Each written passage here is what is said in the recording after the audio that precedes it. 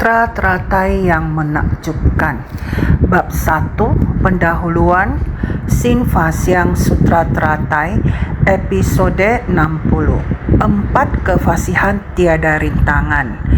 Orang yang menekuni ajaran Buddha hendaknya membangun tekad dan fokus untuk tekun menapaki jalan pencerahan menuju kebodian hingga mencapai alam dharma yang murni. Inilah tekad yang harus kita bangun sebagai praktisi Buddhis. Karena kita ingin belajar ajaran Buddha, kita harus membangun tekad, bahkan harus fokus. Fokus adalah tidak terganggu, menggunakan niat pikiran ini dan batin yang benar-benar murni tak ternoda untuk membangun tekad dalam mempelajari ajaran Buddha. Tujuan kita adalah untuk tekun menapaki jalan pencerahan menuju kebodian hingga mencapai alam dharma yang murni. Ini barulah pembinaan yang benar bagi kita praktisi Buddhis. Bahkan pembinaan diri, belajar adalah untuk tercerahkan. Kita harus belajar hingga akhirnya kita tercerahkan. Sebelumnya kita telah membahas tentang Anuttara Samya Sambodhi, yaitu pencerahan sempurna yang tiada tara. Pencerahan sempurna yang tiada tara berbeda dengan ajaran luar. Belajar Buddha adalah kekosongan sejati dan keberadaan menakjubkan. Prinsip yang paling halus juga merupakan jalan tengah. Arah dari jalan pencerahan yang besar, lurus dan lebar ini barulah yang patut kita pelajari. Jika kita dapat mencapai pencerahan sempurna dan tidak terjerumus oleh ajaran sesat, tidak menyimpang meskipun hanya sedikit, niat pikiran kita masih tetap fokus dan tidak terganggu. Jika bisa demikian, kita akan dapat maju tanpa mundur. Kekhawatiran terbesar adalah di jalan pelatihan diri kita. Mungkin ada kondisi yang menyimpang dan sesat yang muncul di hadapan kita, yang membuat dia tergoda untuk menyimpang. Ini adalah hambatan terbesar bagi kita para praktisi. Pikiran yang fokus dan tidak terhalang atau tergoda oleh apapun. Dengan demikian barulah bisa tekun menapaki jalan menuju pencerahan sempurna dan tidak mundur. Pencerahan sempurna adalah berbeda dari aliran non-Buddhis atau pencerahan keliru. Setelah mencapai kemajuan tidak pernah mundur lagi. Jika kita bisa mencapai pencerahan sempurna tiada tara dan tidak mundur, maka kita akan bisa semuanya telah memperoleh dharani, membabarkan dharma tanpa rintangan dan memutar roda dharma yang takkan mundur lagi. Sutra Teratai Bab 1, Pendahuluan. Dharani artinya menegakkan sepenuhnya.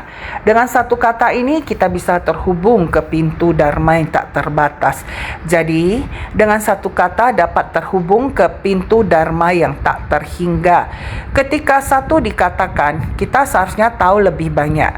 Jika akar kapasitas yang lebih tinggi mendengar satu ajaran dan memahami 10. Jika akar kapasitas lebih tumpul memahami satu ajaran sesudah mendengar 10. Ini tergantung pada akar kapasitas kita, apakah tajam atau tumpul.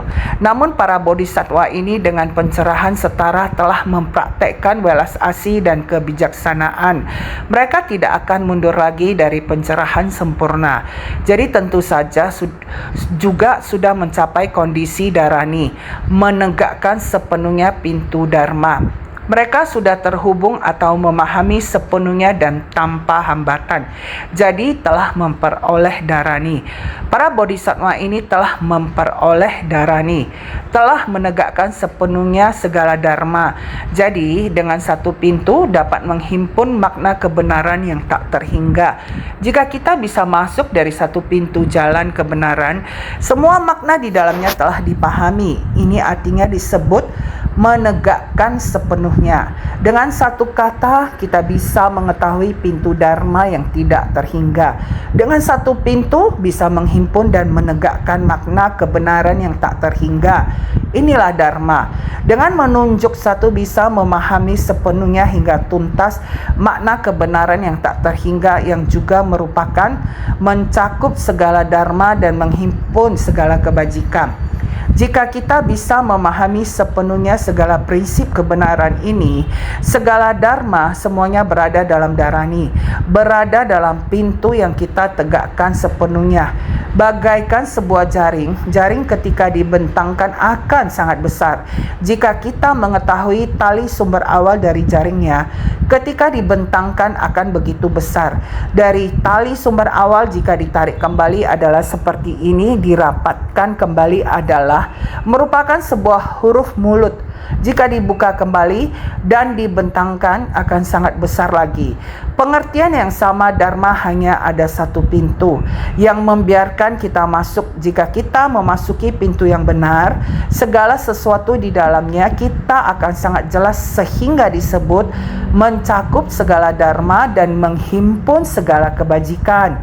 Ajaran dari Sang Buddha kita memahami sepenuhnya bagaimana kita menerapkannya dalam kerumunan orang banyak. Bagaimana caranya barulah bisa mengajar para makhluk dan juga bisa mengubah pikiran jahat para makhluk menjadi baik. Ini mesti menggunakan metode yang benar. Jika kita menggunakan metode yang salah, tidak sesuai dengan kapasitas mereka, maka kemungkinan metode yang digunakan semuanya akan menjadi salah. Bila dikatakan bahwa kita harus mengetahui metode dari menegakkan sepenuhnya, semua yang dilakukan dan yang dihadapi tidak membiarkannya menyimpang. Jadi dikatakan bahwa mencakup segala dharma dan menghimpun segala kebajikan adalah dharani. Bahkan ia dapat menghimpun makna tak terhingga. Semua makna dan prinsip dihimpun kembali adalah merupakan satu prinsip kebenaran mengenai ini. Kita memahaminya ketika dilepaskan akan sangat banyak yang mencakup makna tanpa batas seperti di dalam Sutra Teratai, seperti memiliki puluhan ribu koti dharani berputar. Puluhan ribu koti dharani berputar artinya adalah Anda memperoleh satu dharma dan sangat jelas memahaminya.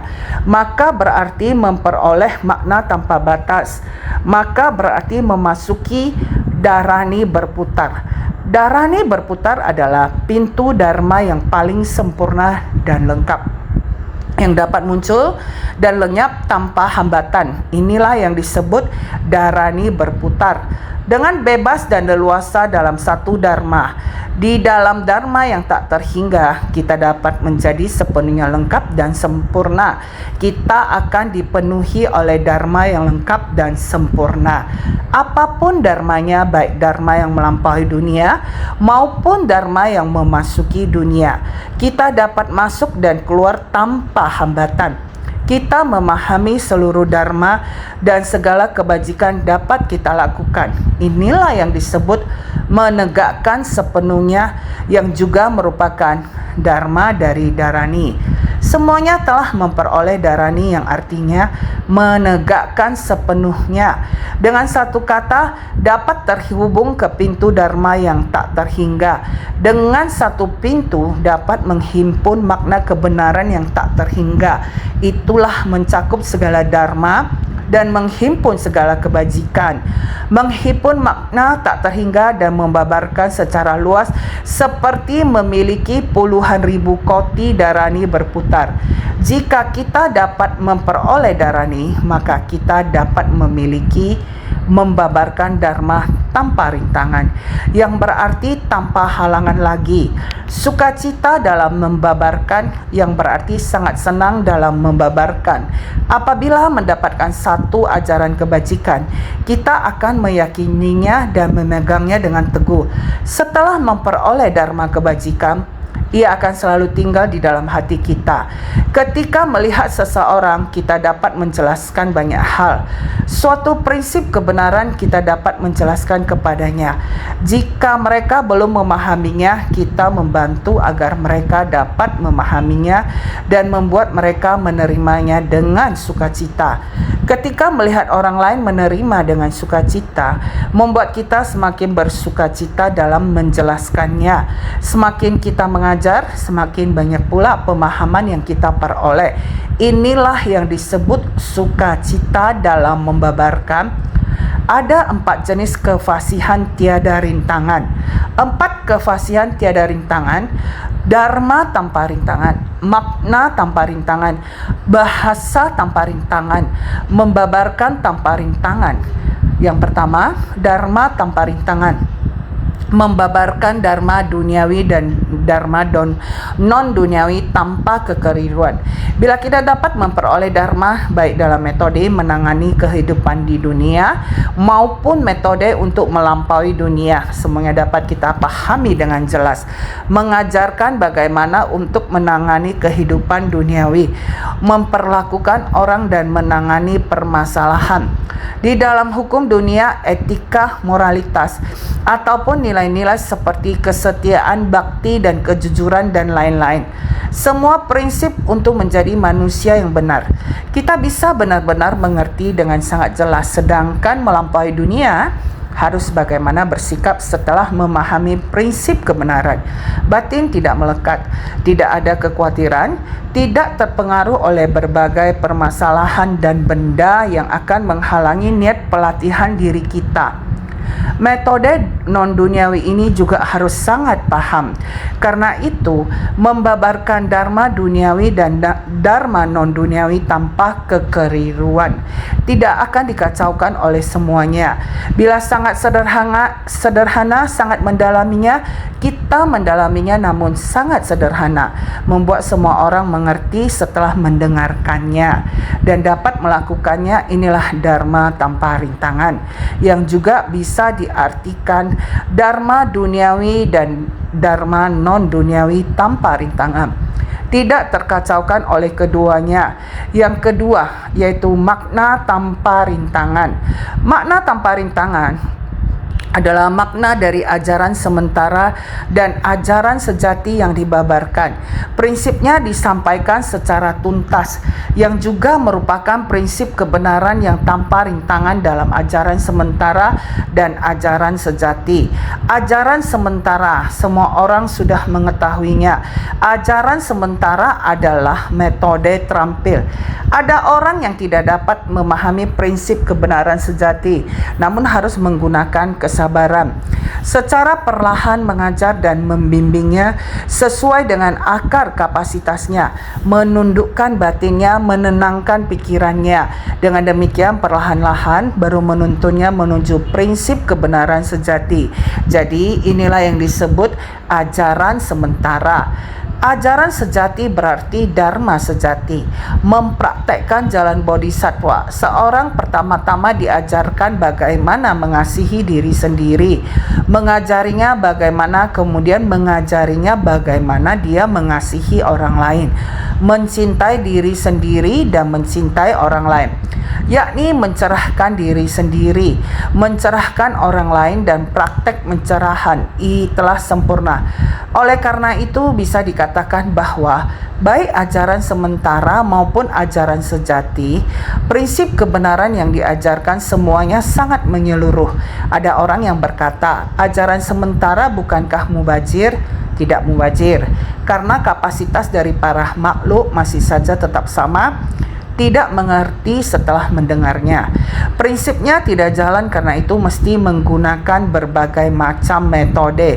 Sama seperti Buddha terhadap para makhluk.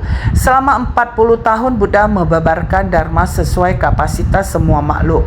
Ada makhluk yang harus menggunakan sutra Vaipulya dan ada sebagian makhluk lainnya Buddha menggunakan ajaran prasna paramita. Bahkan yang memiliki kapasitas tertinggi tetap berada dalam ranah sutra Awatamsaka. Namun apakah itu metode terampil atau tingkatan Awatamsaka yang sejati, ataupun tentang kekosongan di dalam ajaran prasna dan sebagainya? Sesungguhnya Buddha memberikan pengajaran sesuai kapasitas para makhluk. Dharma ada di dalam kesadaran kita, tetapi penerapannya terletak pada para makhluk. Makhluk hidup yang seperti apa harus menggunakan dharma atau ajaran yang seperti apa. Jadi ajaran sementara dan sejati jika bicara dalam hal waktu sifatnya adalah paralel. Dalam hal kapasitas maka ada yang duluan, belakangan, memiliki urutan sehingga disebut sementara dan sejati. Oleh karena itu Buddha tidak peduli kapanpun dharma yang dibabarkannya adalah merupakan prinsip kebenaran sejati. hati merupakan prinsip kebenaran yang selaras dan sempurna. Jadi kita semua harus benar-benar bersungguh hati untuk membahas dan mendalami maknanya ini. Yang ketiga adalah bahasa tanpa rintangan, tidak terhambat oleh berbagai logat bahasa dan perbedaan nada suara, dapat membabarkan dengan suara sempurna terhadap segala naskah dan maknanya, kata-katanya tertata rapi dan mengalir lancar. Maksudnya adalah bahasa tanpa rintangan. Tanpa rintangan yang disebabkan oleh berbagai dialek bahasa dan nada suara. Jika kita makhluk awan berbicara, sungguh tidak mungkin untuk dipahami oleh semua orang. Mengapa? Di Taiwan saja Anda berkata dengan dialek Taiwan. Saya tidak paham. Lalu bahasa apa yang Anda pahami? Dialek Hakka? Tetapi dialek Hakka saya tak bisa berbahasa Hakka. Dengan demikian berarti tidak bisa berkomunikasi. Lihat, di dunia karena terkendala bahasa, kata-kata dan kalimat sehingga tidak bisa berkomunikasi. Namun bahasa ini tanpa rintangan. Sang Buddha tetap saja berbicara dengan bahasanya. Tidak peduli orang yang bagaimanapun akan bisa menerima. Lihatlah Dharma Buddha. Asalkan kita bersungguh hati menyebarkan dan mewariskan secara luas prinsip kebenaran dari Dharma Buddha, untuk prinsip yang sama dapat diterima oleh orang-orang dengan latar belakang apapun. Lihatlah Haiti, negara yang diliputi penderitaan, walaupun mereka memiliki keyakinan terhadap agama Katolik. Insan suci di Haiti membantu mereka di sana, menolong mereka yang terdampak bencana, dan mulai menjelaskan mengenai Dharma Buddha dan jalan Bodhisattva. Mereka setelah mendengar mengenai pengajaran Buddha dan Bodhisattva, demikian bagusnya prinsip kebenaran yang terkandung di dalamnya. Mereka mulai menerima dengan sukacita, bahkan bergabung dengan barisan ini menjadi relawan, ikut berdedikasi bersama-sama dengan kelompok Bodhisattva ini, bersumbangsi demi sanak saudara Haiti. Jadi bisa dikatakan bahwa Dharma ini dijelaskan dengan kata-kata dan bahasa. Tidak peduli bahasa apapun itu, selama menyesuaikan bahasa dari kata-kata ini untuk menjelaskan prinsip kebenaran dari Dharma secara alami. Dimanapun para makhluk berada, tidak membedakan utara atau selatan, atau apapun ras atau sukunya, mereka akan memahaminya. Ini disebut pembabaran sempurna. Menggunakan kata-kata ini tak terhalangi oleh berbagai dialek dan nada suara. Saat Dharma dibabarkan dengan suara sempurna, seluruh maknanya akan terpapar dengan baik. Maknanya terpapar dengan baik. Dharma yang baik dari zaman Buddha ada di dunia hingga setelah Buddha parinirwana. Ajaran yang dikumpulkan dan disusun. Bentuk ajaran terus-menerus berevolusi. Ajaran ini kemudian mulai ditulis. Naskah tertulis pun telah terus diterjemahkan. Kebenarannya tetap bertahan. Ajaran itu tetap merupakan ajaran yang Buddha babarkan. Pembabaran suara oleh Buddha terus mengalami evolusi dan menyatu dengan kapasitas semua makhluk. Membabarkan tanpa rintangan, dapat padan dengan kapasitas dari semua makhluk ketika membabarkan Dharma.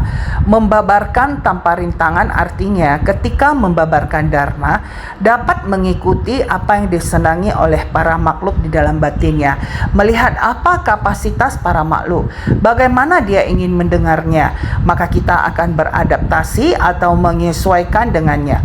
Sama seperti ketika kita berbicara dengan anak-anak, kita harus menggunakan kata-kata yang sesuai dengan anak-anak untuk menyampaikan Dharma agar anak-anak dapat mengerti. Ketika guru berbicara kepada anak-anak dan berbicara dengan orang dewasa, akan menggunakan nada dan penuturan kata-kata yang berbeda. Nada dan penuturan kata-kata ini harus disesuaikan dengan kapasitas setiap orang, dan kedalaman maknanya ini disebut membabarkan Dharma sesuai dengan kapasitas. Orang yang bagaimana yang mendengarnya akan bersukacita, Oleh karena itu, ini disebut 4 kefasihan tiada rintangan. Dengan 4 kefasihan tiada rintangan, menyebarluaskan ajaran Buddha sesuai dengan kapasitas dari para makhluk yang tajam atau tumpul, memungkinkan orang-orang yang mendengar semuanya meyakini dan menerimanya, serta mengamalkan sesuai dharma. Artinya adalah kapasitas dari para makhluk jika dapat memahami dan menerima dharma Buddha, maka secara alami mereka akan mempraktekkannya. Inilah yang dimaksud dengan memperoleh dharani, membabarkan dharma tanpa rintangan, dan memutar roda dharma yang takkan mundur lagi. Para bodhisattva sekalian, semua orang mempelajari ajaran Buddha adalah karena ingin mencapai pencerahan sempurna Buddha. Jalan kebenaran ini adalah jalan tengah, yakni jalan bodhisattva. Kita harus mencapai 4 kefasihan tiada rintangan dan masih harus memutar roda dharma yang takkan mundur lagi. Roda dharma berbentuk bulat dan kebulatannya memungkinkan roda itu untuk mengubah segala dharma agar dharma agung dapat memasuki hatinya. Kita sungguh berharap bahwa setiap orang dapat memahami dharma agung, bahkan mengajarkan dharma yang dibabarkan Sang Buddha. Yang diibaratkan seperti roda disebut roda dharma. Roda berarti wujud yang bulat. Makna dari dharma adalah kesempurnaan. Prinsip kebenaran dari ajaran Buddha semuanya sempurna sehingga diibaratkan sebagai roda. Terlebih lagi, dharma Buddha dapat mengubah kejahatan menjadi kebaikan sehingga dapat mengubah kekotoran menjadi kemurnian. Hal-hal yang buruk harus kita ubah menjadi baik, yakni batin yang ternoda menggunakan aliran jernih untuk menjernihkannya atau mensucikannya. Kesemua ini disebut roda yang bermakna pergerakan. Kemudian dharma dapat menghancurkan segala ketidaktahuan dan kerisauan. Ketidaktahuan dan kerisauan hanya dharma yang bisa mengubah orang dan masuk ke dalam batin manusia, mengubah buruk menjadi baik. Singkatnya, roda dharma harus tersebar di dunia, masuk ke hati setiap orang, bisa bagaikan aliran jernih yang membersihkan batin manusia, dan itu harus disebarkan secara menyeluruh. Jadi para hadirin semuanya, para praktisi Buddhis benar-benar belajar berarti akan tercadarkan. Jadi bersungguh hati untuk belajar, maka akan bisa mencapai pencerahan benar. Oleh karena itu senantiasa harus lebih bersungguh hati.